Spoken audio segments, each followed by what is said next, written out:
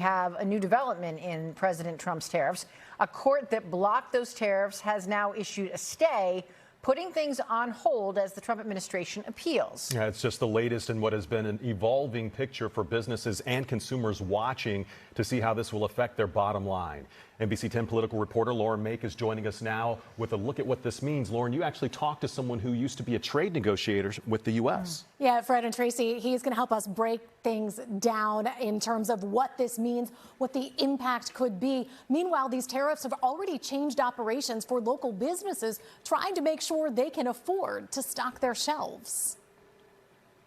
For small businesses like Tildy's Toy Box, it's been tough to keep up with the tariff news. It's definitely been a challenging and crazy few months dealing with the tariffs. Michelle Gillen-Dubra runs this Haddonfield store and one in South Philly. And while she'd ordinarily stock up before Christmas, she's been buying that extra product early this year, trying to get ahead of the tariffs. I would say we're about 1.5 times, if not double, what we would normally be this time of year.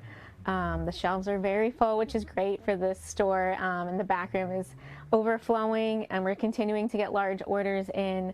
Those bills come due soon as more changes swirl. The latest development, a court ruling blocking most of President Trump's sweeping tariffs. Challenge is based on the fact that Congress has powers of the purse, and when it comes to raising tariffs, which are taxes, Congress is in charge. Jonathan Doe is a professor of international business at Villanova University. He previously worked as a trade negotiator for the U.S., a civil service job in 2 different administrations.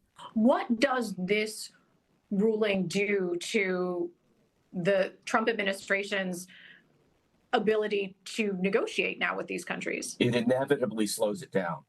The notion of 90 deals in 90 days was already very ambitious.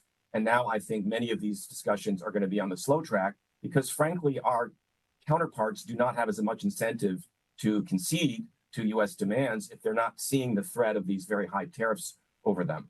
International trade eventually hits local shelves. This ruling coming as consumers have watched to see what all of it means for prices. How should consumers look at this? So again, I think there's some positive news here already, even before this ruling, where tariffs were dialed back. And I think this is further positive news that fears that we were going to see radical increases in prices are probably unfounded. But we will see some increases as these tariffs are applied more strategically and selectively. At Tildy's Toy Box, Michelle Gillen-Dubra relieved to hear about the ruling to block the tariffs, but still uncertain about what's ahead. Is this going to last, or is this going to change in a few months or weeks? So there's still just a lot of questions I have. That business owner also tells us this has been a tougher time to stock up because it affects their cash flow.